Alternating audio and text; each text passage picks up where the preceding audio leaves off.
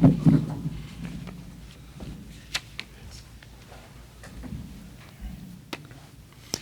evening, everybody, and welcome to the August 12th meeting of the Zoning Board of Adjustment.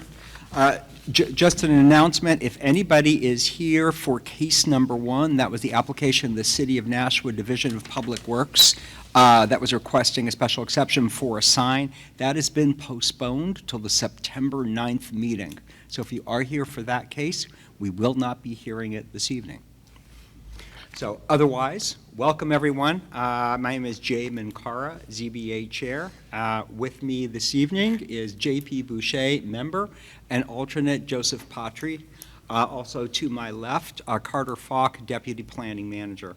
As you can see, we only have 2 regular members here this evening and 1 alternate, so Mr. Patry will be, alternates are always welcome to participate in discussions on every case, but Mr. Patry will be voting on all the cases this evening. I should ask, just because 3 people is a minimum that can pass on any article and is also, or any petition, and is also the minimum we need for a quorum, do either of you need to recuse yourself from any of these cases? I do not either, so all 3 of us will be participating on all the cases. So just going to run through the order of business. So this evening we have applications before us for variances and for a special exception. So a special exception is a use that's allowed under the zoning ordinance so long as certain requirements are met. A variance is a request to deviate from the strict requirements of the zoning ordinance.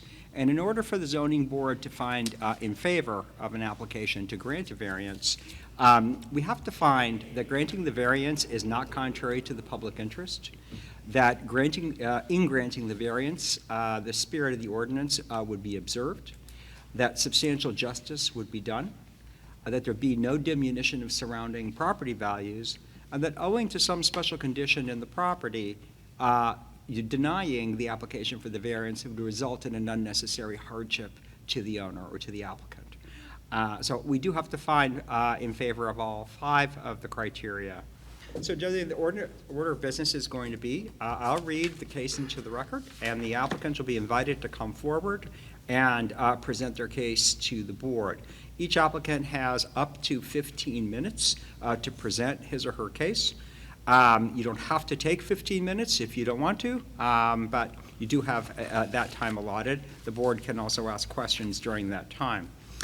Afterward, we will ask if there's anyone in the audience who wishes to speak in favor of the application. If there is anybody who wishes to speak in favor, you come up to the podium, give your name and address, and you have up to 5 minutes to address the board. Following that, we'll ask if there's anybody in the audience who has any questions, concerns, or opposition. And similarly, each of you may come up to the podium. You have 5 minutes to state your concerns to the board. Following that, the applicant will have the chance to rebut any of those comments. So again, up to 5 minutes. That's discretionary. If the applicant does not want to rebut, they don't have to, but it is up to them. And then after that, we will ask that for those who may have had questions, concerns, or opposition, one person representing that whole group, if there is a whole group, can come forward and give your final thoughts. Basically, how you can have the last word. Again, that will be up to 5 minutes. Once again, that's totally discretionary. And in some cases, there won't be anybody speaking, either in for or against. That's not uncommon. So with that, any other changes to the agenda, Mr. Falk? No, there are not. All right, and is there anything else that I missed? If not, then I am going to read the first case into the record. This is the application of Morgan Family Investments, LLC, for 3 Kirk Street, Unit 57, requesting the following variances from Land Use Code Section 190-16, Table 16-3. 1, for minimum lot area, 7,500 square feet required, 5,891 square feet proposed for lot 61-31, and proposed and 50. Oh, I'm sorry, I lost my place. And for both lots. And 2, for minimum lot depth, 90 feet required, 78.86 feet proposed for each lot, Both requests to remove an existing two-family dwelling, subdivide the lot into 2 lots to construct a single-family home on each lot that's in the RA zone in Ward 2. Is the applicant present?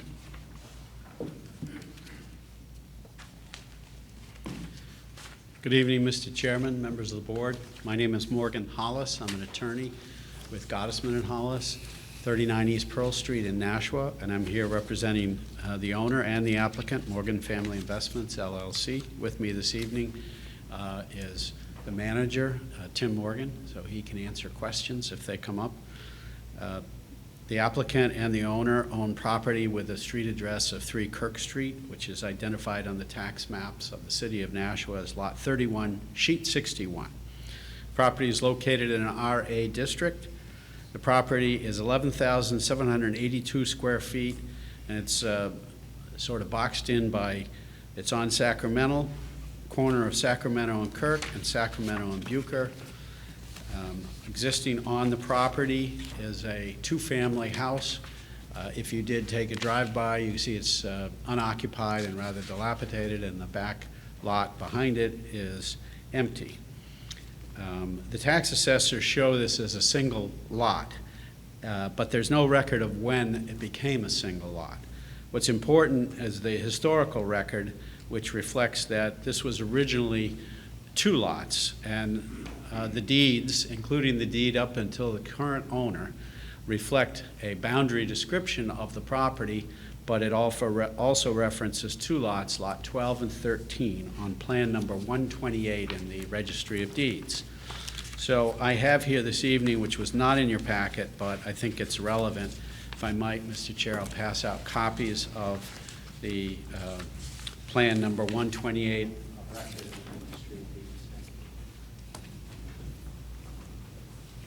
And I've highlighted lots 12 and 13.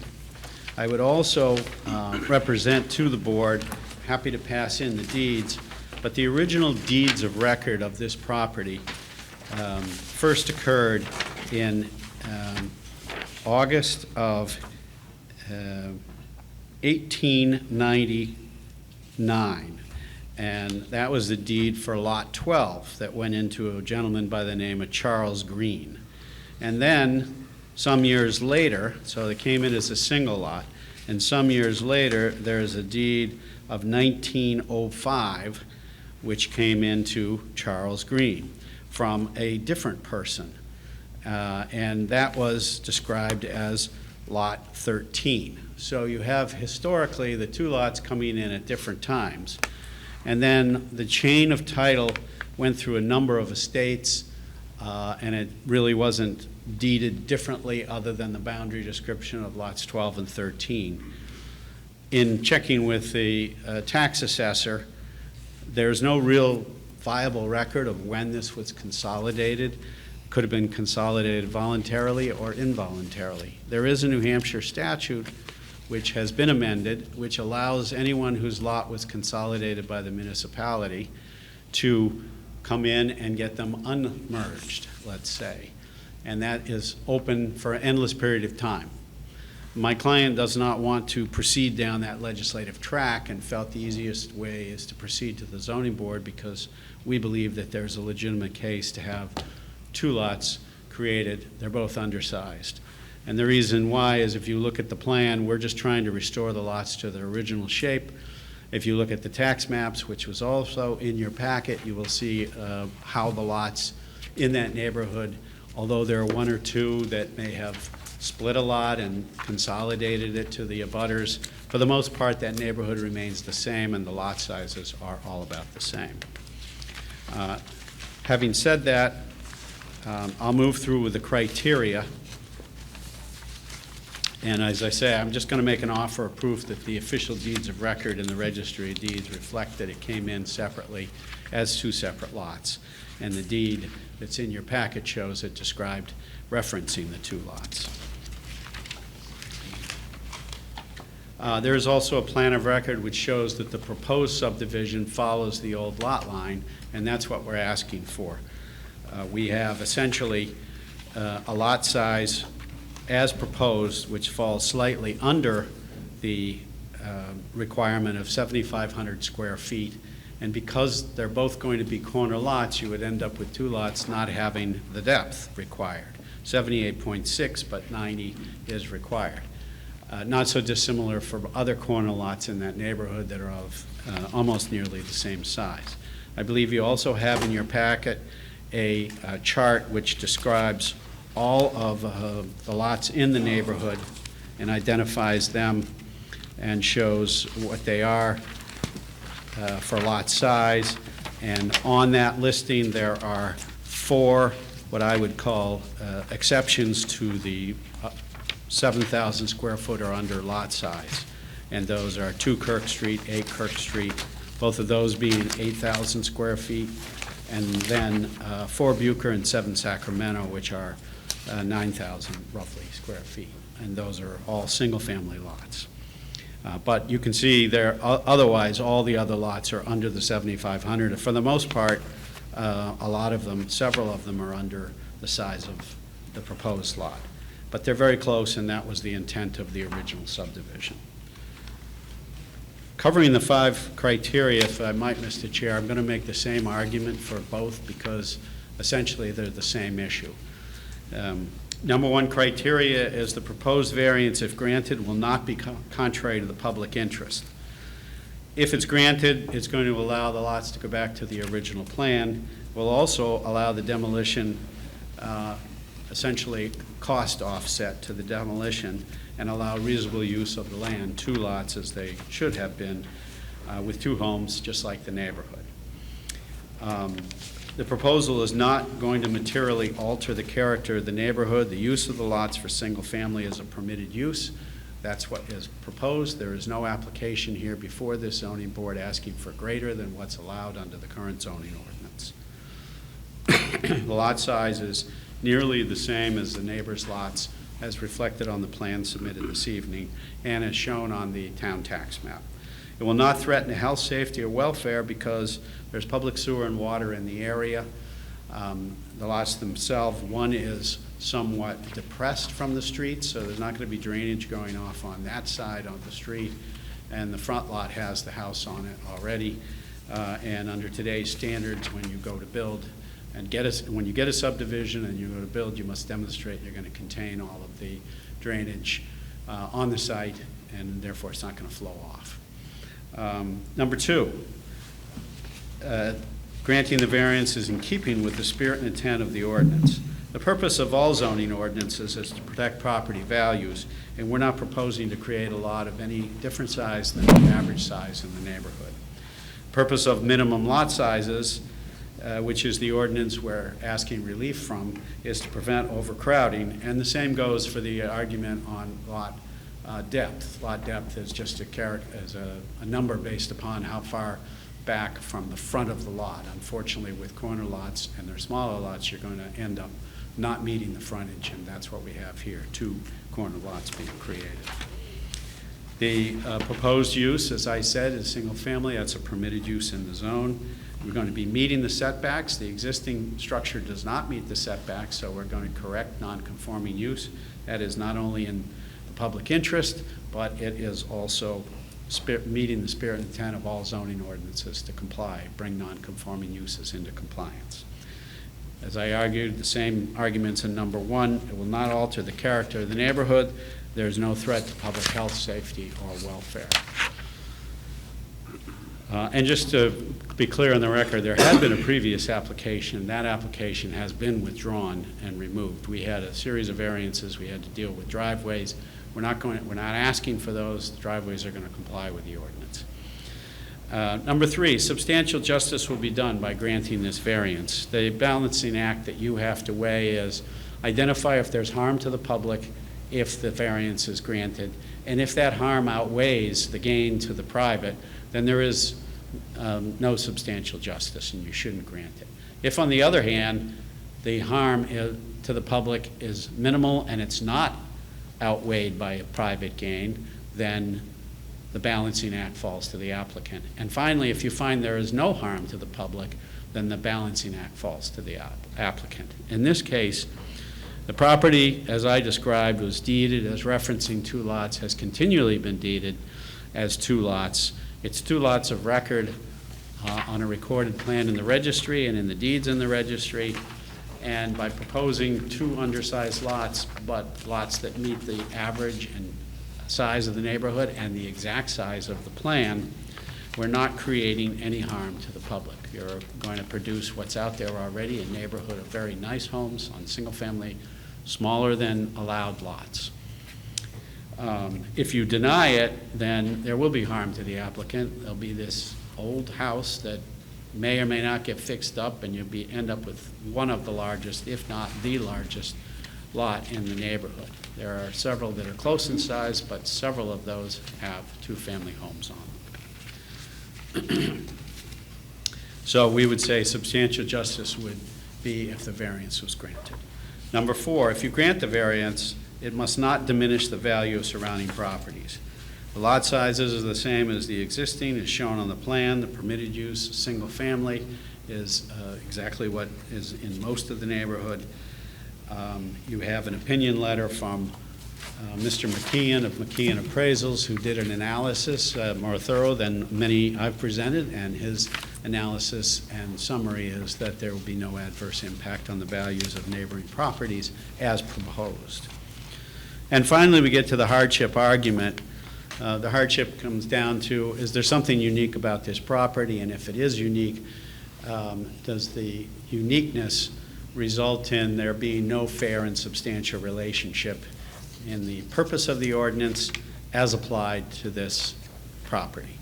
So what's unique about the property is, I think, the plan, which is of record, plan number 128, shows the lots. The tax map shows the lots. As I've said several times, it's by far the largest lot. It's also unique in that there's a fairly old, large, rundown 2-family home, probably clearly the only home in that condition. It's also a non-conforming home in that it encroaches on the setbacks as shown on the plan attached with the application. There's no other property like this in the neighborhood. If you drove by, you see it. So we have a unique property. Now the question is, because of that uniqueness, is there any fair and substantial relationship between the purpose of the ordinance, that of keeping lots 7,500 square feet minimum size, and enforcement against this? And I would argue that there is no fair and substantial relationship because of the fact that all the other lots, most of the other lots in the neighborhood, as subdivided by the plan back in dated 1905, those lots, in fact, are similar in size, and there's no real purpose in making this be the lot that complies. There is a case, old case of Belanger versus Nashua, which years ago, and it has never been overturned, been cited many times. It stood for a case in New Hampshire where the Supreme Court said, essentially, you have to recognize in your ordinance what the existing neighborhood may be. And that would be, in this case, the ordinance does not recognize that the neighborhood is really made up of homes, many of which are on lots less than the 7,500. And if the ordinance does not recognize that anomaly, all these homes are non-conforming, the zoning board must grant relief. And in that case, it involved a home on South Main. They were all commercial uses. The ordinance had never changed. It had residential use, and the Supreme Court said, you didn't recognize that change. You have to give relief. That's what we're looking for here. So the final criteria is the proposed use reasonable? And our proposal is we just want to create the 2 lots that existed of record. We don't want to do anything more than that. Grant the variance to allow those 2 lots to be created. Happy to answer any questions, but that's our argument for this evening. Any questions from the board? Mr. Patry. Mr. Hollis, you'd mentioned the letter from McKeon Appraisal. In our packet, I think we only got the first page of it. It looks like there were, I think, at least in the one copy that I have. It might, I noticed on the package online, there was a page in between the first and second page. Which I think that was, in my packet, so I've got the first page and then a map. I'm happy to That's share. correct in my packet as well. It's 1 page. Yeah, if you could give us the whole letter, just so we could have it for the record. You're not missing that much, just. I will read it so that everyone has it. Thank you, Mr. Carr. Find it here. Okay. Perfect. We're good. Any other questions from the board? If not, is there anybody in the audience who would like to speak in favor of this application? Do you want me just to submit the letter, or do you want me to? We, read we had it in a Oh. different packet. It was a couple of our packets didn't have it, but Mr. Falk had it. it? Okay, great. And we do have a gentleman who, so unless there's something more, we do have a No, gentleman that's who's it. Thank you. right behind you.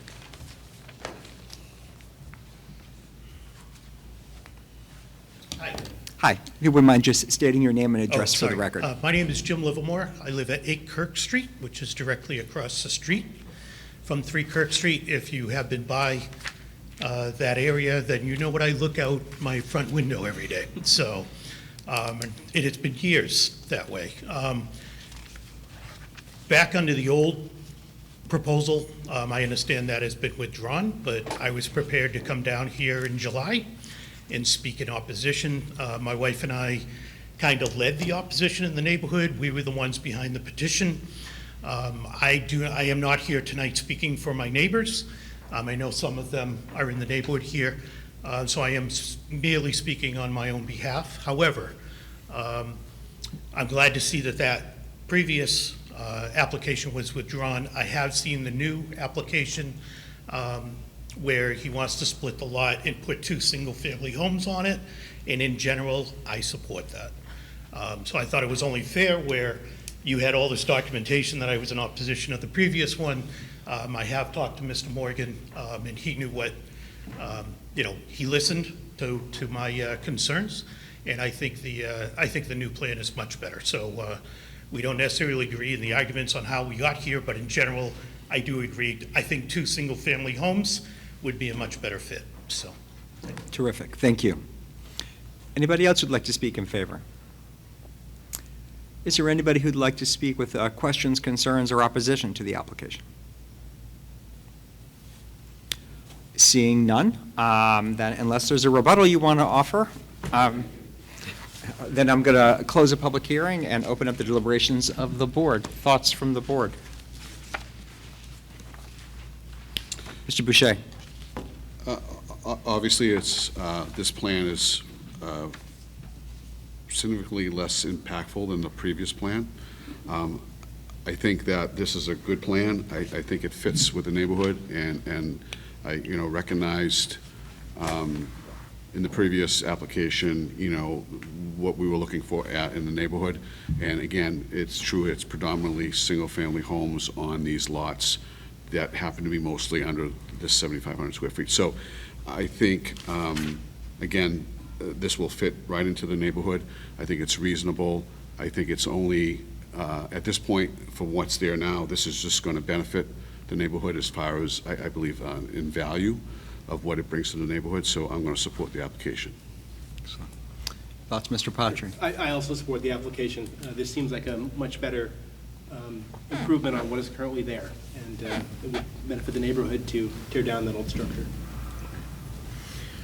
Great, given that, why don't I take a stab at a motion? I think we're all going to get a turn or two this evening. So I'd like to make a motion that the application of Morgan Family Investments, LLC, at 3 Kirk Street, Unit 57, Sheet 61, Lot 31, requesting a variance, or requesting the following variances from Land Use Code Section 190-16, Table 16-3, 1 for minimum lot area, 7,500 square feet required, 5,891 square feet proposed for each lot, and 2 for minimum lot depth, 90 feet required, 98 feet, .86 feet proposed for each lot, be approved. We find that granting the variance would not be contrary to the public interest. There is no evidence that this would threaten the public health, safety, or welfare in any way. Building 2 single-family homes of this size, of this density on lots of this size is consistent with the neighborhood, so there would be no change to the character of the neighborhood. We find that the spirit of the ordinance would be observed. for the reasons I previously mentioned, and also to note that the lot size requirements as well as the lot depth requirements are both to control overcrowding and also to ensure that the lots are adequately sized and proportioned to support a home. Again, very clearly, they're going to meet, the proposed homes are going to meet the setbacks, and they're consistent with the surrounding area in terms of density, so there would be no overcrowding. We find that substantial justice would be done. There is no evidence that this would be injurious to the public in any way, or to the public interest in any way, and it would certainly be a substantial value to, or benefit to the owner seeking it, to be able to tear down a dilapidated existing two-family home that's been vacant for some time and replace it with two single-family homes, again, which are consistent with the character of the neighborhood. And we find that denying the variance would result in a necessary hardship. First, owing to the special conditions of the property, one, it's an unusually large lot for the neighborhood. It has frontage on 3 sides, and part of the property is a vacant, dilapidated building. And removing it does benefit the neighborhood, but it also would result in a significant cost. Because the density of the 2 single-family homes proposed are consistent with the character of the neighborhood, there is no there is no fair and substantial relationship between the lot size or the lot depth requirements of the ordinance and their application to this specific property, and proposing 2 single-family homes of this density in a single-family, predominantly single-family area is a reasonable use. So for those reasons, I move the application be granted. Seconded by Mr. Patry. He beat you to it. Any discussion? I apologize if I missed it. I don't think in the motion you had mentioned, Mr. Chair, that we have expert testimony, the value of the property wouldn't be diminished. I skipped right over that. You're exactly right. We had no evidence to the contrary, and thank you for that. And yes, indeed, we had a letter submitted indicating that, in fact, the values of the neighborhood would be improved by the investment in 2 new single-family homes. Thank you for that, and I apologize for the oversight. Any other discussion? All those in favor? Variance application has been approved. As you know, and for the benefit of everybody else present, there is a 30-day window of appeal, so you can proceed, but you would be proceeding at your own risk. So just be mindful of that, as I'm sure you are. Thank you. Good night. Next, we have the application of Charlene Friedman and Darlene Albert, owners, at 66 Nagel Street, requesting a variance from Land Use Code Section 190-16, Table 16-3, to encroach 3 feet into the 7-foot required left yard side setback to construct an attached 24 by 32 garage with an accessory dwelling unit on the 2nd floor, which is in the RB zone in Ward 6. Is the applicant present?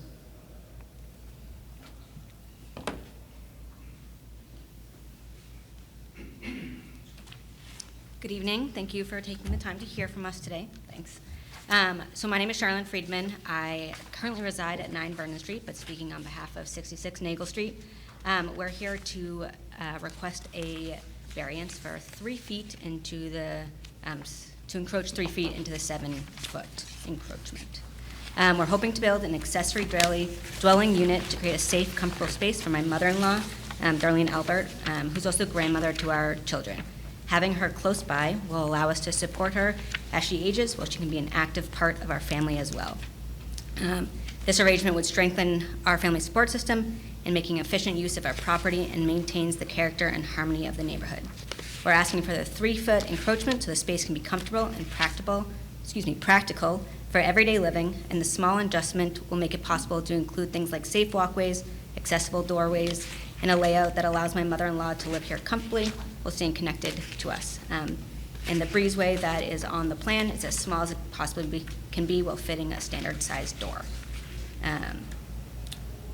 We feel that the reduced setback does not materially change the streetscape or affect neighbors' enjoyment of their properties. Adequate light, air, and privacy will remain, which is consistent with the surrounding properties. We have designed it so it is complementary of the primary residency and the surrounding properties, and the 3-foot encroachment is minor in scale and does not undermine the ordinance's intent. We don't feel that, the ADU provides the housing flexibility for our family members, which enhances the property's utility. And the ADU, as I mentioned, will be constructed to match the architectural style and quality of the existing home, ensuring it fits within the neighborhood. And there's no evidence that a modest ADU would negatively impact the property values, and we believe that having the addition will increase the housing options and the overall neighborhood value by encouraging reinvestment. That's all I really have. Do you have anything you'd like to add, sir? I don't think so, no. He's just my It's support pretty system. straightforward, yeah. Any questions from the board? I just have one. Have you had an opportunity to speak to your neighbors at 70 Nagel? The ones who would be the most impacted? Yes, yep. Present here tonight. Very good, thank you. All right, anything else you'd like to add? I don't think so, yeah, just, Mike Albert, by the way, 9 Vernon Street, partner. Yeah, just to touch on the breezeway, so the ADU being connected to the current home through the breezeway, kept it as minimal as possible, 4 feet, just to literally allow for a 36-inch door, standard size door, and the framework to allow that, so trying to really keep it as tight as possible. Very Thank good, you. thank you. Anything else from us? No, not unless you have anything else to add. Thank And you. there are no questions from the board. So is there anybody in the audience who would like to speak in favor of the application? Is there anybody in the audience who'd like to speak with questions, concerns, or opposition to the application?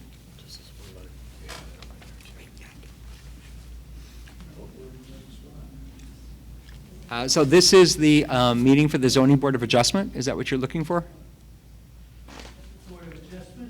Zoning Board of Adjustment. Are you looking for the Board of Aldermen?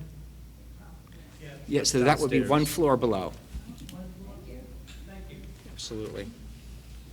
I also should have noted earlier, I noticed a couple of people came in later, but I had announced at the beginning that case number 1 for the City of Nashua's Department of Public Works application for a sign has been scheduled for the 9th. That has been moved to the 9th of September.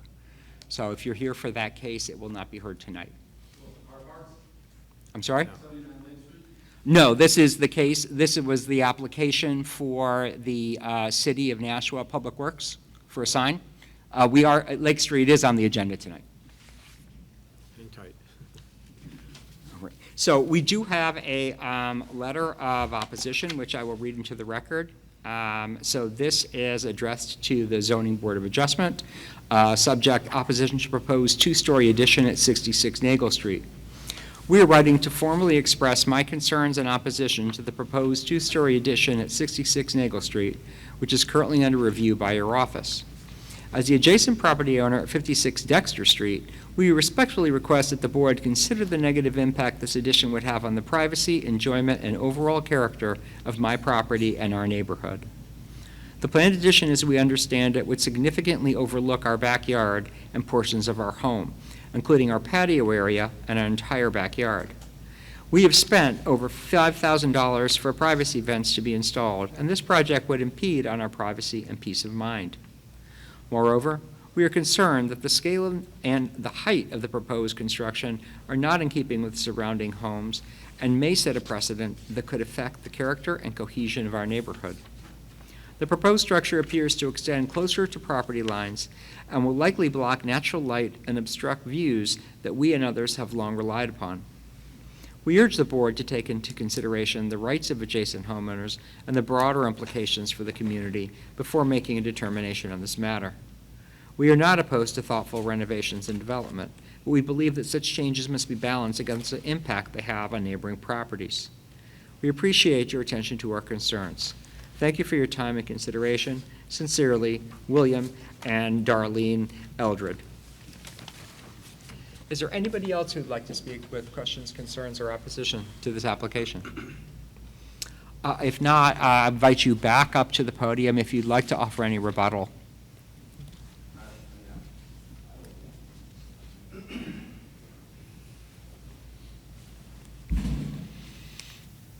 So I guess a rebuttal to that would be, the person most affected would be 70, right next door to the driveway.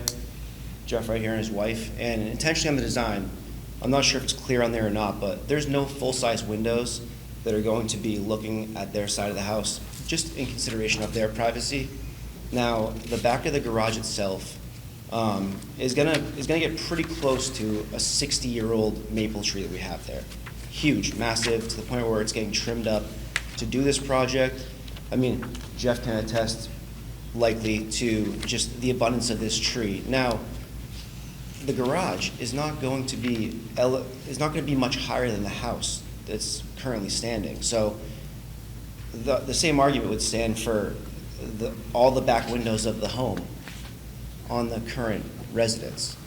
And on that plan, there will be a couple windows on that back wall, but they'll basically be like complete view to the tree itself. I mean, understandably so, that, you know, if you're sitting out there peeking out your windows looking at people, it's kind of possible to do that everywhere in any situation. So I understand where they're coming from. And another one of their points about light, the sun comes up on what would be the driveway side of the house anyway. So at 11 o'clock, it's already back past the garage and well over the trees. And then as the sun comes around throughout the end of the day, it's on the front of their house. So I don't think there's going to be any impediment on any kind of light or, you know, visibility for them.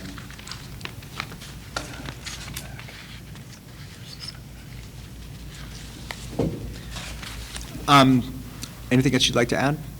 I don't think so. No, I mean, other than, of course, the dead of winter, when there's no leaves on this tree, that still is just abundant amount of branches, there's going to be no visibility. It's going to be probably difficult to even see down to the backyard without, you know, looking over. And as it stands right now on the plan, the stairs to access the apartment are going to go up the backside of the garage itself. Just so in the future, if there's ever a need for any kind of handicap accessories that can be attached to that framed wall. So the way the stairs come up, essentially those windows are just there for natural light. They're not really usable. You're not going to be able to really go over there and, you know, look out the window too much, per se. I can see that on the plans. Yeah. I know you did, but could you again just speak to why you feel it's, because obviously if you didn't have the breezeway in between, you wouldn't be here. Can you briefly speak again to the importance of that, to this plan? I'm sorry? There is a breezeway between the house Yeah, and the the ADU garage. has to be attached by a breezeway. Right, but Yeah. if you just attached them flush, you wouldn't be here. Yeah, I guess just aesthetically, and honestly, if we attached flush, their concern would be more justified, as the window would then be over another 4 or 5 feet. We're just trying to have a little separation between, you know, we don't want to walk out of our garage and into our kitchen necessarily, if we can avoid that. You know, it's nice to have that little bit of separation. It's nice because, you know, I don't want my mom to have to always come into our home and just to get up to our apartment. I want her to be able to come into the breezeway, set her things down, hang a coat, have a separate entrance up, much like I don't want her to have to access it through the garage. You know, if it's wintertime, the cars are thawing, there's oil on the ground, whatever it is, these are all concerns. So it just seems like a breezeway is the happy medium to allow a safe space for everybody to sort of come into their home. Yeah. Thank you. Yeah. Any other questions from the board? All right, you can take a seat. Thank you, guys. Thank you. Thank you. All right, so with that, I'm going to close the public hearing and open up the deliberations of the board. Thoughts? Mr. Boucher? I support the application. The 3 feet, in some respects, is a minor encroachment, but again, the side setbacks are smaller than, you know, a lot of other areas in the city of Nashua. But if you have traveled up and down the street, you will notice that most homes are hugging one side, and if they're not encroaching, they're very close to encroaching. So this is a typical type of situation in the neighborhood.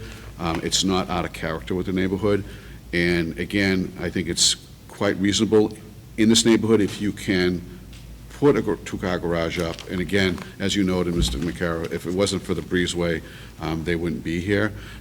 But I think that breezeway, from a design point of view, from a use point of view, for the owner's use, is a reasonable request for that, to have the enjoyment of their property and to be able to create a living space for the mother or the mother-in-law. So with that, I'm going to support the application. Thoughts, Mr. Patry? I feel like Mr. Boucher. I can't really say it any better than he did, so I think it's a pretty reasonable request.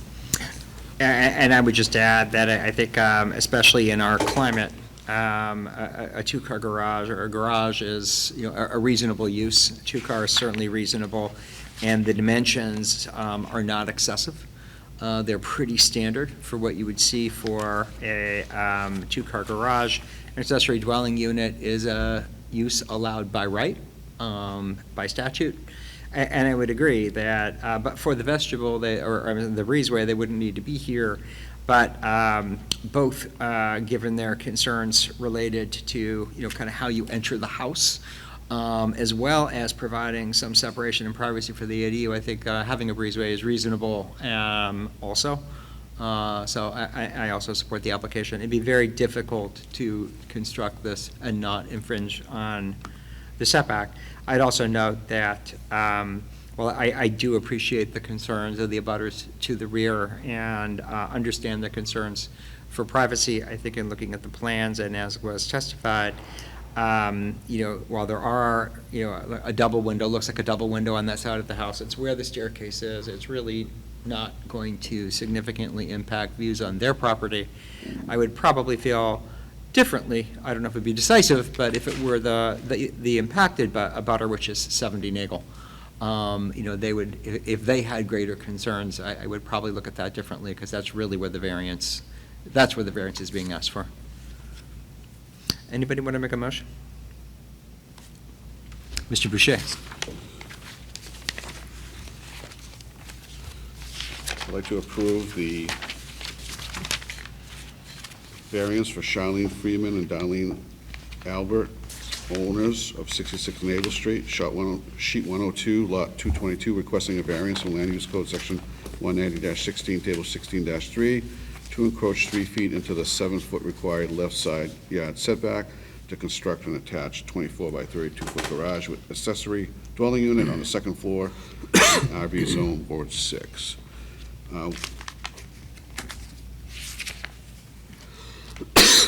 We find that granting the variance would not be contrary to public interest, because again, the request is for an addition that encroaches 3 feet.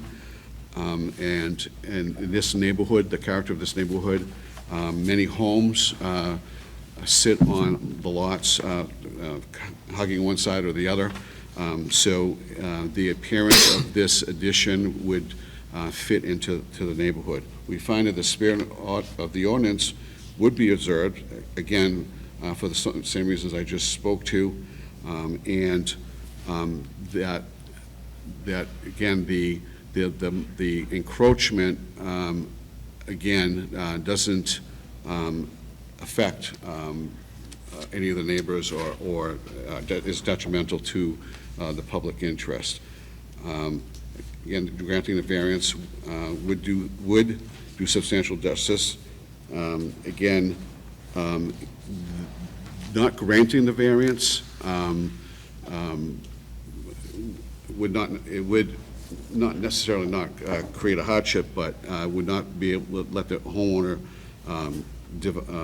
use the property in the manner that they want to use it for, again, to create an additional living space and a 2-car garage, which, again, as has been spoken to, is customary in this part of the country, especially during the wintertime. We find that we didn't have any testimony one way or another about the values of the properties, but the opinion would be that it would not be detrimental to the property values. In fact, it may increase property values with this new construction. We find that the proposed use is reasonable, again, because it allows the homeowner to use the property as they want to, and that it is not detrimental to any of the neighbors in the area. And again, it is typical sizing or placement of this home in the addition is typical of what we see in the neighborhood. So with that, I make a motion to approve the variance. Is there a second? Mr. Patry? Any discussion? All those in favor? Variance request has been granted. As I think you've heard, there is a 30-day window of appeal, so just keep that in mind.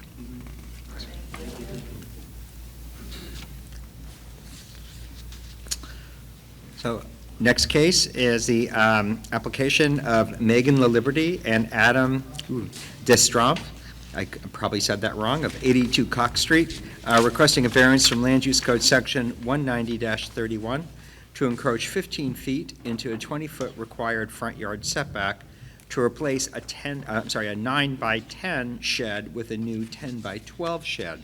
This is in the RA zone in Ward 2. You said it right, by the way. So thank you. Excellent, Yeah. thank you. So my name's Adam Deschamps. I'm the current resident of 82 Cox Street.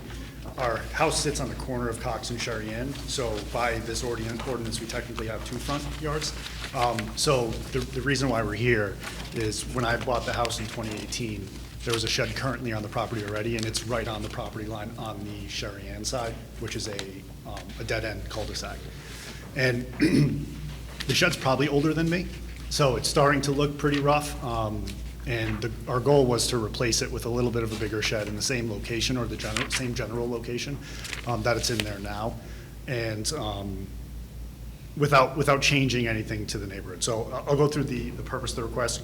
Granting of the request variance will not be contrary to the public interest because the shed will be in the exact same location. Our plan is actually to pull it a little further away from the property line, so it'll be slightly closer within the 5 foot rather than within 1 foot, which the current one is. The shed's going to be professionally installed. It'll have all premium construction, and it will match the house. It'll look with the same vinyl siding rather than wood shakes and that kind of thing. The proposed use will observe the spirit of the ordinance because the shed is situated in the exact same spot as the old one is. I would argue that the new shed will look better and be more in customary with the actual neighborhood it is now than what is currently there.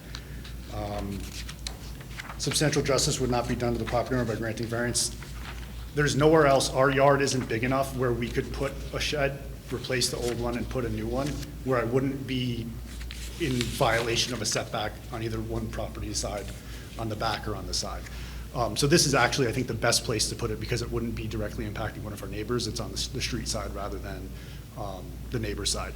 Also, it's a dead-end cul-de-sac. It doesn't block any kind of visibility to traffic. It's not in the way of anything. If you drive by, you'll see that it's just on the side of the house. And the proposed use will not diminish the value of the surrounding properties, as I argued before. I actually think it would improve the value of the properties in the surrounding area. It would match with what all the other houses in the neighborhood look like, rather than an older shed that's just been there for too long. And like I said before, the special conditions of the property, we have a patio, which makes it extremely difficult to put another shed anywhere in the backyard other than where it's located right now, which would be about 5 foot back from the property line on the street side. Anything else you'd like to add? No, I think that's it. Thank you. Any questions from the board? Mr. Boucher? If you just would estimate, how long do you think the existing shed's been there?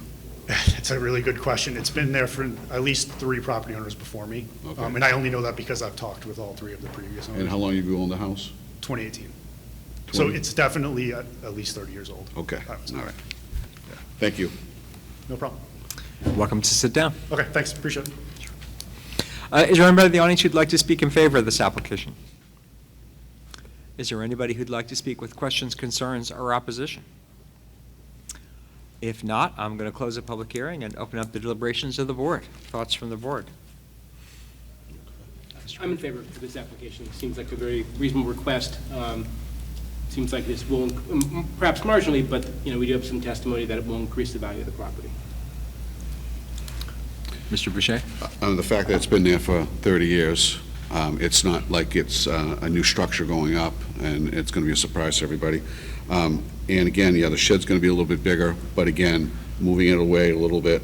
And again, note that the property, the home, because it's sit on two corners, but if you look at where the front door is, the home is like pushed back further than what's on Cox Street. So it's just interesting, the placement of the home. So I wouldn't want them to put the shed in the front yard, you know? So again, I am in favor of the application as it stands. Yeah, I noticed that also, the position of the house. I think the fact that it's a corner lot, and given the position of the house, it is a special condition of the property, and there just realistically isn't anywhere else they could put it. So I also support the application. Would anybody like to make a motion? Mr. Patrick? Sure. I move that we approve the variance application for 82 Cox Street, requesting relief from Land Use Code Section 190-31 to encroach 15 feet into the 20-foot required front yard setback to replace a 9-by-10 shed with a new 10-by-12 shed. We find that granting the variance would not be contrary to the public interest because this would allow the property owner to replace a decaying, at least 30-year-old shed with a new high-quality shed that will be professionally installed and that will be more aligned with the current makeup of the neighborhood. We find that the spirit of the ordinance would be observed because this would maintain the character of the neighborhood with a high-quality shed and would fit well with the other structures in the neighborhood. We find that granting the variance would do substantial justice because it allows the property owner to more fully utilize his property. There are no other alternative locations on his property to put the shed. And this location is the same as has been there for at least 30 years. We have the lay testimony from the owner that the value of the property would be increased because of the quality of the shed. And we find that denying the variance would cause an unnecessary hardship because of due to the special condition of the property where the property owner can't put the shed essentially anywhere else. The shed has been there for 30 years and has fit in with the neighborhood. And we find that there is not a fair and substantial relationship between the purpose of the ordinance and the specific application of that provision here because with the very minor encroachment, this does not violate the intent or spirit of the ordinance. And we find that the proposed use is reasonable because, again, it will fit in with the general character of the neighborhood and will be a high-quality structure on the property. So for those reasons, I move we approve the variance. Mr. Boucher, seconds. Any discussion? All those in favor? All right. Variance application is granted. Next case is the application of Hart Creek Cattle Company, the owner, Brian Botello, Granite State Sign Company, the applicant, 76 Lake Street, requesting a variance from Land Use Code Section 190-104, Table 104-11E, to exceed maximum size of projecting sign, 10 square feet permitted, 24 square feet proposed. That's in the LB zone in Ward 6. And Good evening, you are guys. here for the applicant. Yeah, so we're just, they already have. Would you mind stating your Oh, name Brian- and address Brian for the Botello record? With Granite State Sign Company. Thank you. So we're just trying, I know for that zone, it's 10 feet, 10 square feet, it's allowed. They already had the sign, the existing sign, and they wanted to utilize that instead of manufacturing, a new sign from scratch. Where, it is a little bit larger than what's allowed, but it seems like a lot, but not, like a 3-by-3 foot sign is 9 square feet. We're just going 4 foot by 6 foot. 6 foot wide, 4 foot tall. And so I'm assuming that because the general business is 24 square feet, right, allowed? I'll defer that question to Mr. Falk. Sorry, The question is would that be allowed in the general business zone at 24 square foot? I think the GB is 24 square feet. Yeah. Yes. GB. just verify it, but I'm pretty sure it is.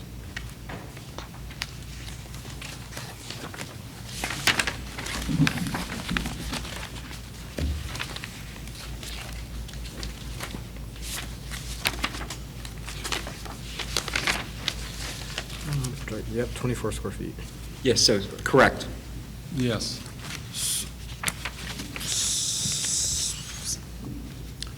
I offered them the opportunity to fabricate a new sign. They're hesitant that they wanted to, I mean, not, they're resistant that they wanted to use the existing. I'm assuming because it's light business zone, that's less square footage allowed. I was wondering if there's something, maybe we could, you know, it's internally illuminated, so maybe if we could, you know, have a possibility of turning the lights off at earlier time than normal to not affect the, to be honest, I've only been on site a couple of times.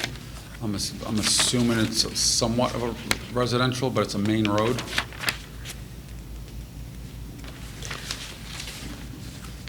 Anything else you'd like to? I mean, it's pretty simple. Not, you know, it's just a little bit bigger sign than what's allowed. Not as detailed as the other cases this evening. Questions from the board? Mr. Patry? How much bigger is this, or would this be than the sign that's kind of currently, like, it looks like there's a sign kind of currently stuck to the building, is that fair? I don't think there's a sign on there now. There's a banner. Yeah, Banner. sorry. There's a banner, Yeah. there's a banner with there. It's on the face of the building, just, Okay. just, Yeah. it looks like a temporary banner, just to identify the place Yes, currently. yes. So- Yeah, we put that, well, we were supposed to install it, and then they didn't want to go into the siding, so they had to talk to somebody, so they ended up installing it. But it's very I want to say that was a 5x3. So it's pretty relatively close in size.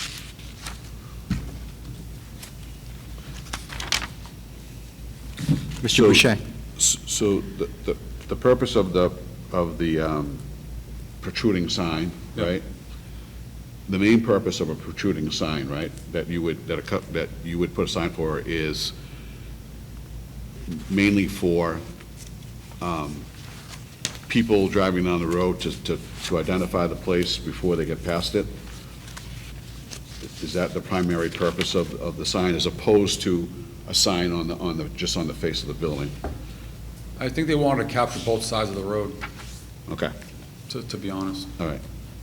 Okay. And we're not gonna, we're gonna go, if it's approved, we're gonna go flush to the building.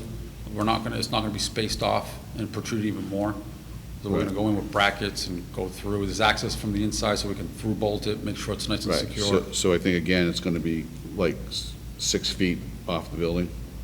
You said 6 feet, right, wide? Right, yes. Yeah, so 6 feet wide, okay, by 4 feet, okay. And then all right, and then you said it was internally illuminated and all that, okay. It seems big, but on the building, it's not that big, if that makes any sense. And that would be really the only sign that would be on Yeah, it's the only building. sign allowed. Okay, That was my question as well. There'll be no Oh, no. ground sign, correct? Yeah, I mean, door graphics, but that's not really a sign. yeah, and the property, only because I happen to drive there by enough, currently the property doesn't allow for any type of a ground sign or anything, because it really, There's I no mean, free- the yeah, building's kind of almost on the road, almost, right? It's weird, even to be honest, even the few times I've been there, to drive in is kind of weird, because it's like you're in the sidewalk, you're like on the road, and then it's just like there are a few spots there. Right. So it's like, no, it was, I think they had to anchor down the banner? the signs we got, like, onto the concrete, because there's not even any grass, Right. you know? Okay. All right, thank you. Any other questions from the board? I have a question for Mr. Falk. It might be an unfair question, but what would be the maximum size of a ground sign in this location? In the LB zone, I will tell you in a minute. It is, ground sign in LB, the maximum size would be 32 square feet. Thank you. Anything else you'd like to add? I think I'm good. All right, you can have a seat. All right, thank you. Is there anybody in the audience who'd like to speak in favor of this application? Is there anybody who'd like to speak with questions, concerns, or opposition to this application? Seeing none, I do have one letter that we received, which I'll read into the record. This is sent via email from Mike Draper. I am opposed to this request. This company has zero regard for those that live in the area already and should not be granted any special permissions to break other laws and ordinances. This company consistently blocks the sidewalk in front of their business, which forces people walking to have to go out into the street. Lake Street is rather heavily trafficked by the disabled and school children, and forcing them into a heavily traveled road is dangerous. After showing a blatant disregard for anyone around them, they should not be granted permission to be more of a nuisance to those that live in the area. I've attached photos of their vehicles blocking the sidewalk, and when they receive deliveries, the delivery truck also blocks the sidewalk. The entrance to their back parking lot is partially obstructed by a fence, yet when they are pulling out, there is a blatant lack of caution from what I've seen on my daily walks. I live in the area and am vehemently opposed to this variance. I will offer you the opportunity to rebut. I would. I don't know if he has a copy. Oh, I'm not sure. We can give you a copy if you need one. I would note, though, that at least in my observation, while all of these concerns may be valid, I don't see them as pertaining to the application in front of us. But you're free to rebut if you wish. It's up to you.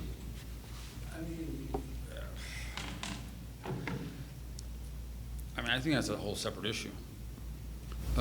Right. What this guy's I mean, I don't know, how does that pertain to a sign? I mean, it's breaking or getting approval for a variance, but how does that, I mean, I did say it's just a weird setup of Right. driving in there. It's just like you take a left and you're right there.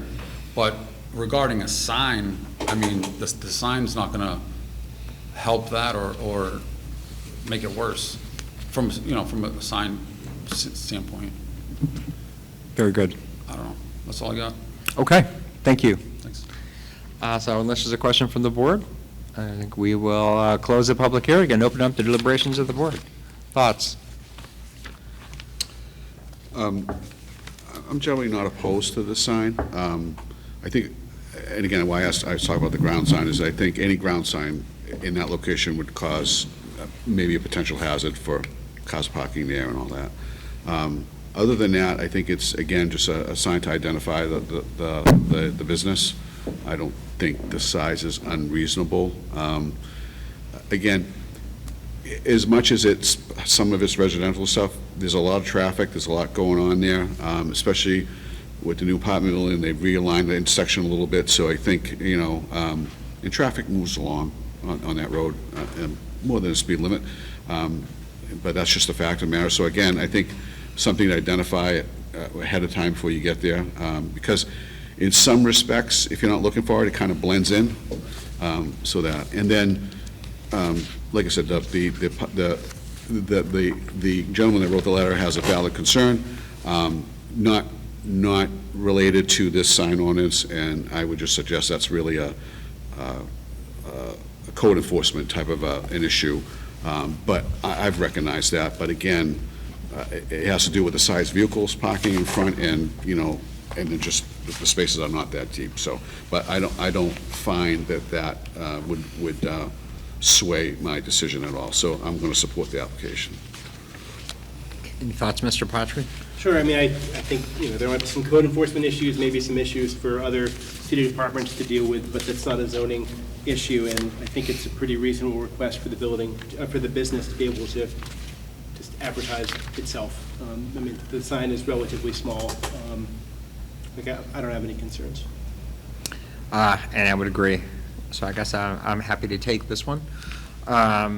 So I'd like to make a motion that the application of Hart Creek Cattle Company owner, Brian Botello, Granite Street Sign Company applicant at 76 Lake Street, requesting a variance from Land Use Code Section 190-104, Table 104-11E, to exceed maximum size of a projecting sign, 10 square feet permitted, 24 square feet proposed, be approved.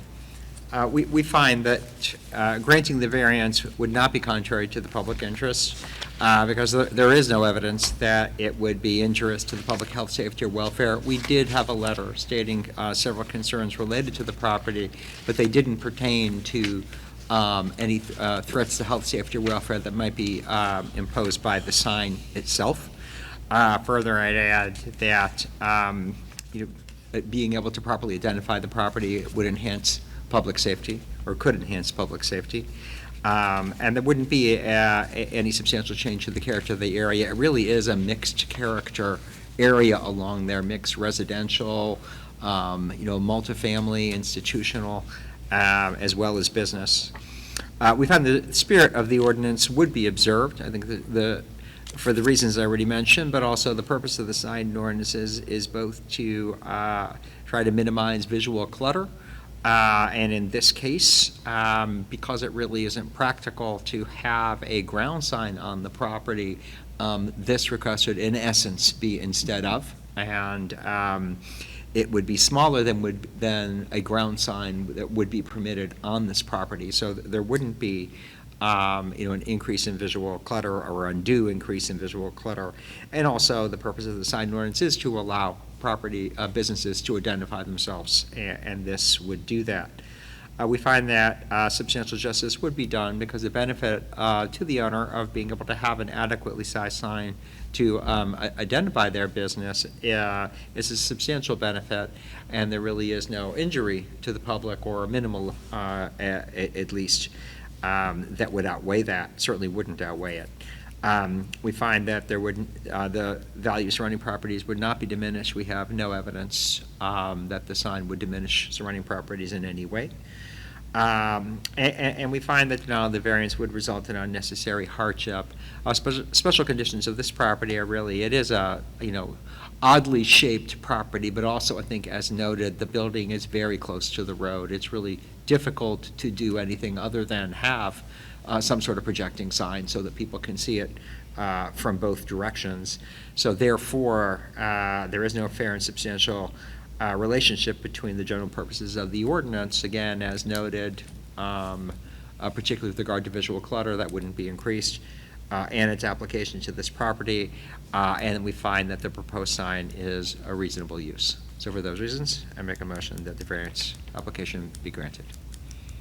Is there a second? Mr. Patry, any discussion? All those in favor? Your application request is granted. Just as we've noted earlier this evening, just be mindful there is a 30-day window of appeal, but you are free to proceed with your project. Thank you. Good night.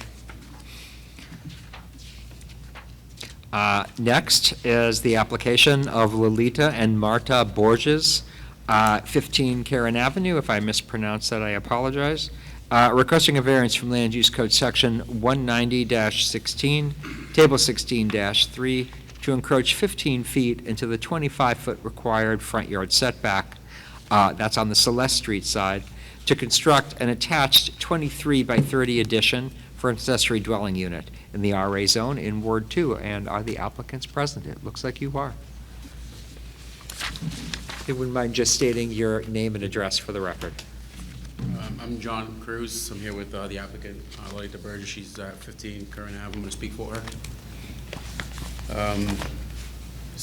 Good evening, members of the board. The application is requesting approval for an accessory dwelling unit at her property at 15 Curran Ave.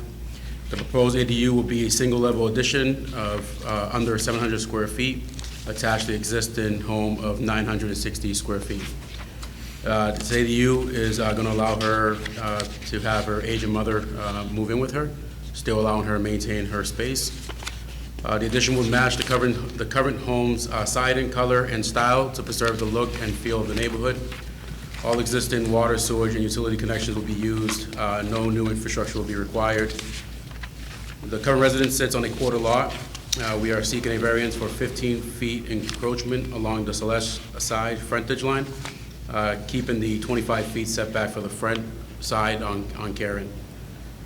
Even with this variance, we will maintain a 10-foot setback, which is consistent with the current side and rear setback requirements. So this 15 feet is on the corner side. We understand it's considered a frontage, which requires a 25. Proposal fits with the neighborhood character. Most homes here are under 2,000 square feet. Many already have in-law apartments or similar additions. It is our opinion this will increase the value of her home and surrounding homes.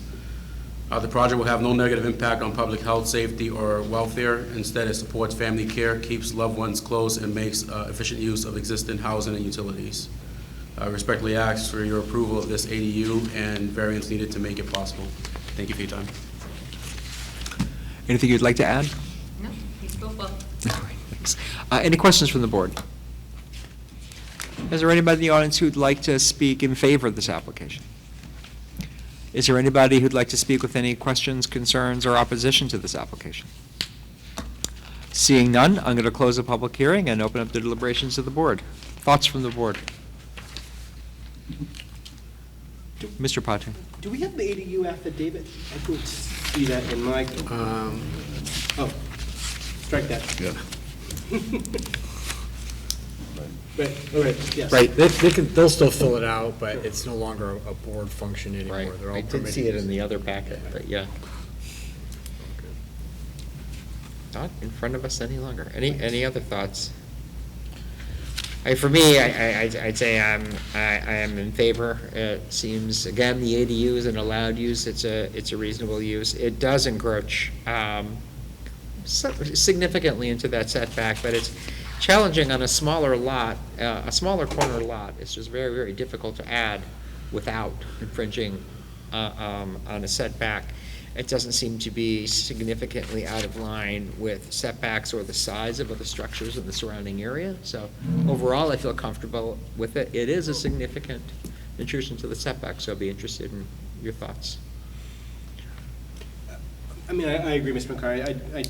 I support the application. I think it's the size of the lot. There will be, if there's going to be any type of addition, there's going to be an encroachment on something. That's just the reality of where the property is. So I don't think that's avoidable.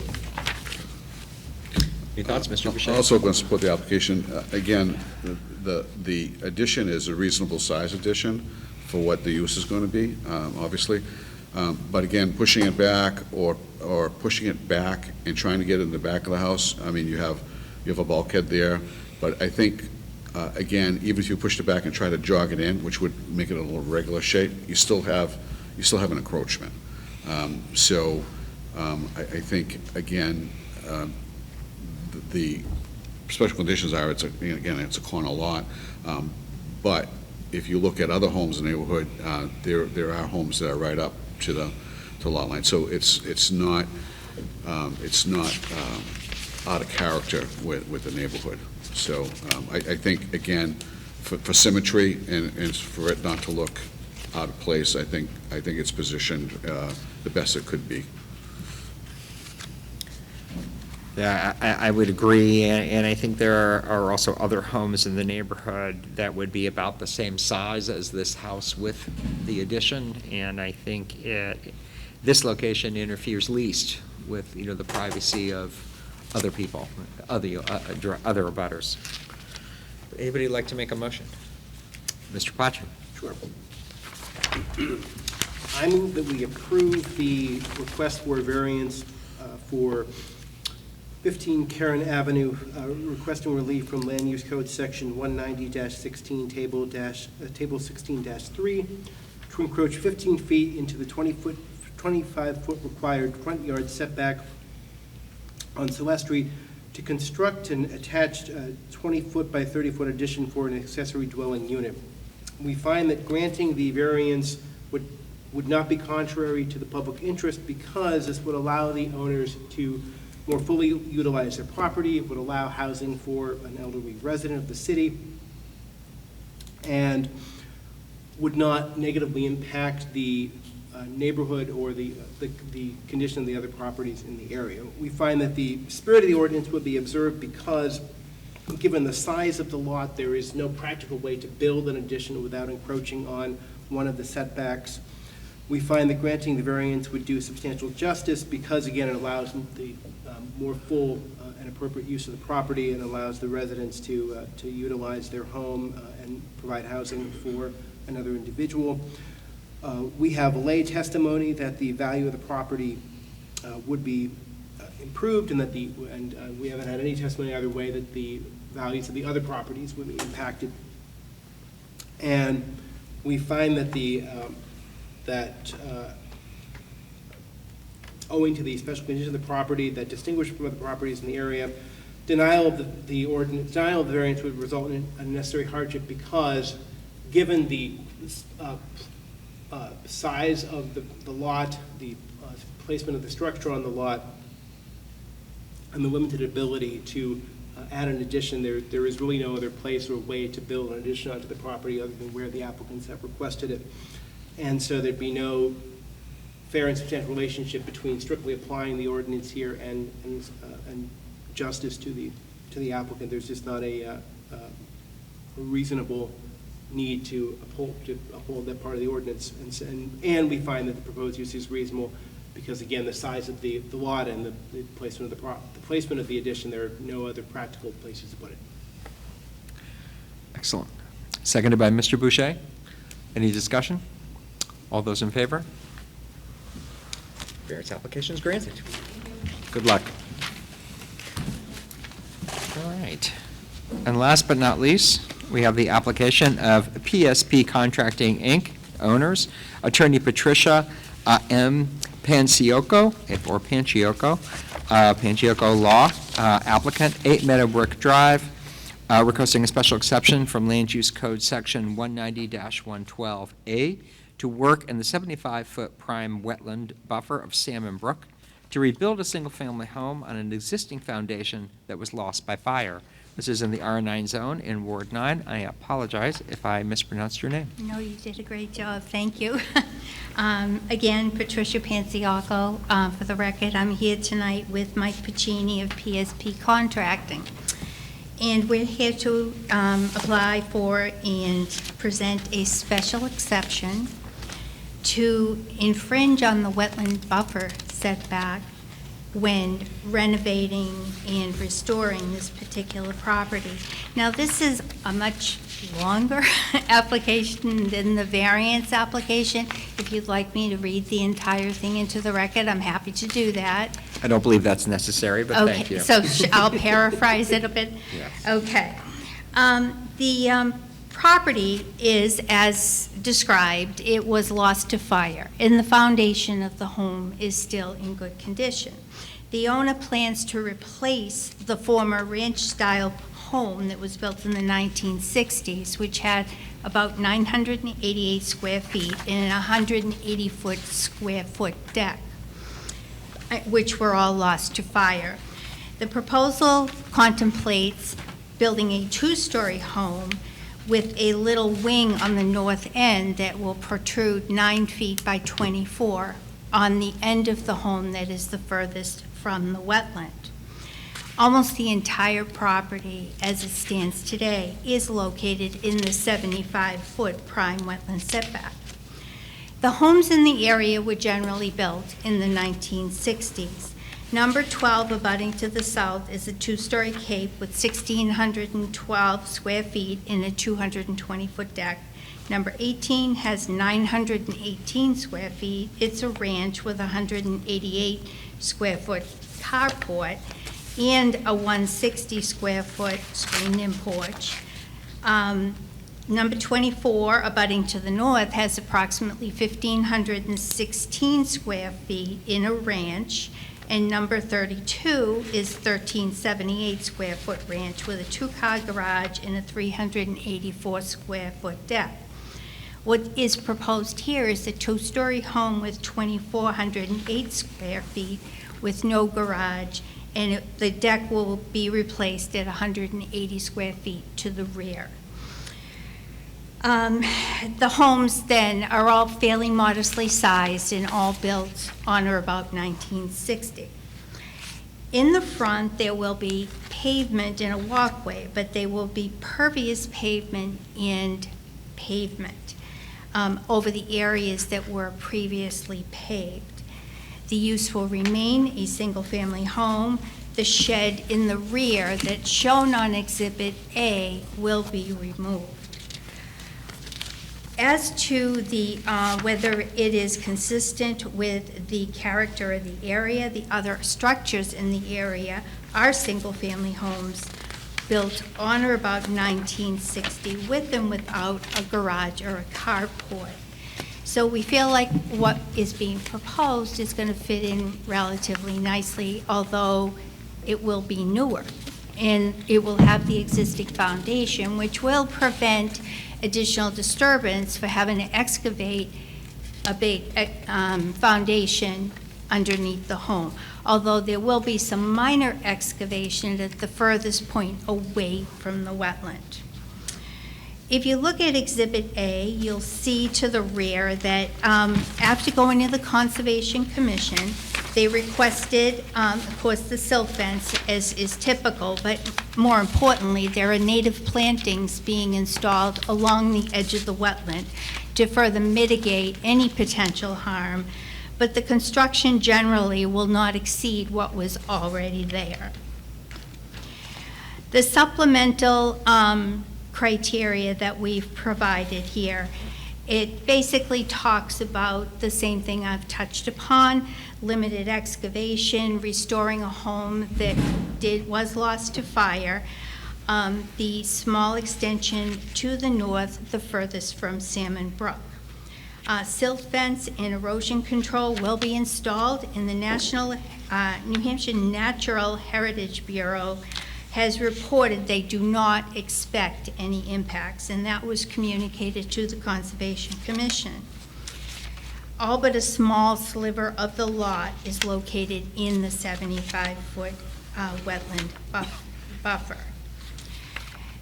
A single-family home also will not have any greater impact on the area, because a single-family home for a single-family home, the traffic will be the same, and there will be no business operated from the premises, at least not at this point in time, unless they were to come back to the city and request that be allowed. Other highlights in the criteria are generally the same: the vintage planting, the silt fence, limited excavation, the 100-foot natural woodland buffer in the shoreland protection area will be maintained, and the rear of the premises will not be disturbed, other than the deck will be rebuilt, but it will be above the ground to prevent the surface of the earth from not being disturbed any more than it is absolutely necessary. Let's see. There will be no undue traffic congestion or impairment of pedestrian safety, because again, it will remain a single-family home and fit in with the neighborhood as it sits today. There will, let's see, it's small square footage on the footprint. It just will go up 2 stories.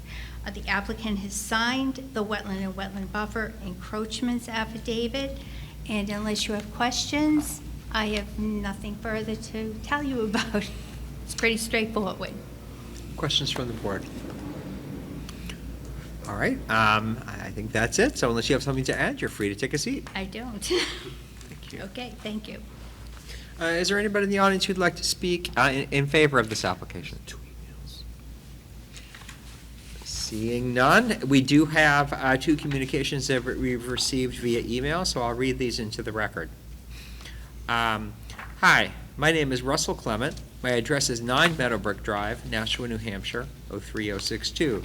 I live almost directly across the street from the property. I hope this gets approved. I've had to call the police twice for a homeless person in back of the house, and I've had to tell kids to leave the property so they would not get hurt. Thanks, Russ Clement. And we have a second letter as well. Dear members of the Zoning Board, we are writing to express our strong support for approval of a special exception to Land Use Code Section 190-12 to work in the wetland buffer for the property immediately adjacent to ours at 8 Meadowbrook Drive. The existing structure has been abandoned and partially burned for several years, and it's been difficult to look at the damage and deterioration every day. Its removal would be a meaningful improvement to the neighborhood. The yard is also severely overgrown with invasive bittersweet vines overtaking much of the space and threatening the native vegetation within the wetland buffer. Pictures attached are as viewed from our backyard. Allowing the property owner to tear down the current structure and rebuild would not only restore the lot, but also help control the spread of these invasive plants and promote healthier ecological conditions. In addition to being an eyesore, the property has attracted occasional trespassers, which raises concern about the safety of the neighborhood. Rebuilding a new home on the site would help eliminate this risk and contribute to a safer, more secure environment. I appreciate your efforts to balance responsible development with environmental stewardship. I believe this project would benefit both the environment and the community, and I appreciate your consideration of this request. Sincerely, Katrina Waterhouse and Richard Waterhouse. All right, so seeing no more testimony, I guess I should add, is there anybody here who wishes to speak with questions, concerns, or opposition? Seeing none, I'm going to close the public hearing and open up the deliberations of the board. Thoughts from the board? Mr. Boucher. I'm going to support the application. It's a very complete application. Very simply, they need to do this so they can rebuild a home that was lost to fire. Again, we would be kidding ourselves if they could do this without some type of work in that area. It would be almost not impossible, but very difficult to rebuild a house without having to disturb a little bit of the area. So again, I think it's reasonable, the request, and I'm going to support the application. Any other thoughts? Yeah, I mean, I support the application also. I think it's pretty clear that they meet the criteria. We have the support from the Conservation Commission, the letter provided, and just hearing the application, or the applicant describe the application, there seem to be no issues with their recommendations. Certainly this would be an improvement to the neighborhood, and as noted, removing the invasive vegetation would be an improvement for the environment as well. Anyone like to make a motion? Mr. Boucher? I'd like to make the motion for PSP Contracting, owner of 8 Meadowbrook Drive, Sheet B, Lot 344, requesting a special exception from Land Use Code, Section 190-112, to work in the 75-foot prime wetland buffer of Salmon Brook to rebuild a single-family home on an existing foundation that was lost by fire. It's in the R9 Zone, Ward 9. We find that the requested use is listed as a special exception in the use matrix.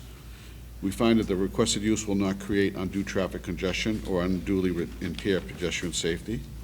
We find that the requested use will not overload any public water, drainage, or sewer system or any other municipal system to such an extent that the requested use or any developed use in the immediate area or in any other area of the city will be unduly subjected to hazards affecting health, safety, or general welfare.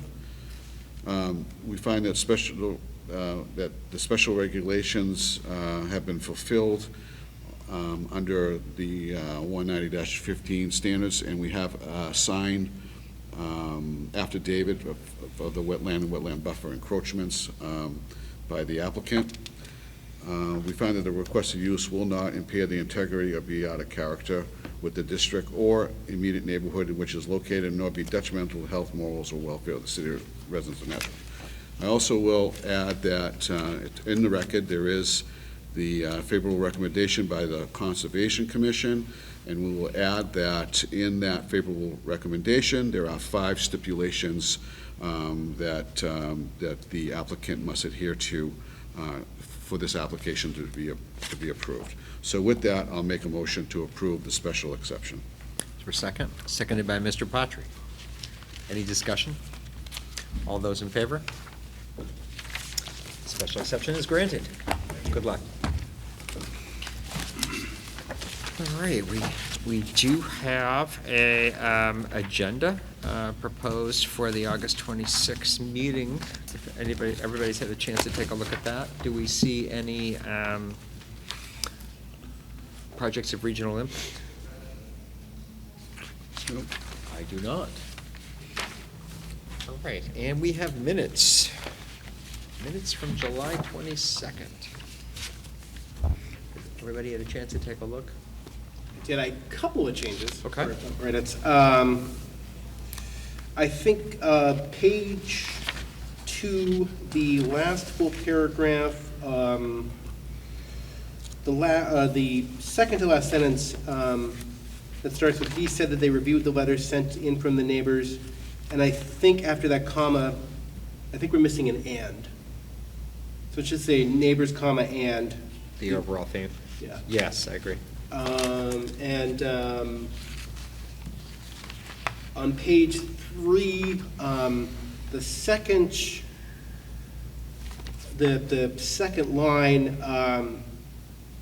that starts in the previous line, and it doesn't come close to the threshold to submit a traffic study, I think we want to say after threshold required to submit a traffic study. Yes. Let's see. And then at page 4, the very last line, I think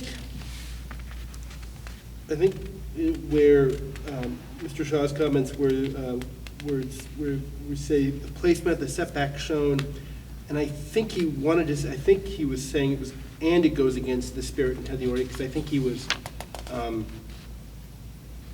Yes. opposed to the place, Yes. or concerned about the placement of I number 3. think I would agree. I think I had one more minor.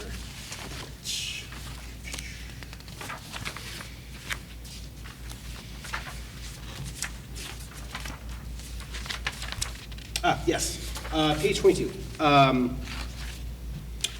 The paragraph, so the last full paragraph, line 2, that starts with "is very unique," I think that we want to say "are very unique."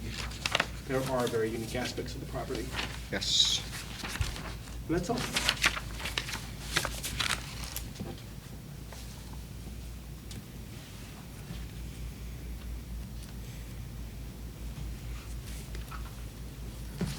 Right. I'd like to make a motion to approve the minutes of July 22nd. Motion by Mr. Boucher to approve. Is there a second? Seconded by Mr. Patry. Any discussion? All those in favor? Minutes are approved. And unless somebody has some other business to bring before us, motion to adjourn. That's it. So moved. We're adjourned. Hooray. Not bad, I thought. Yeah, I thought we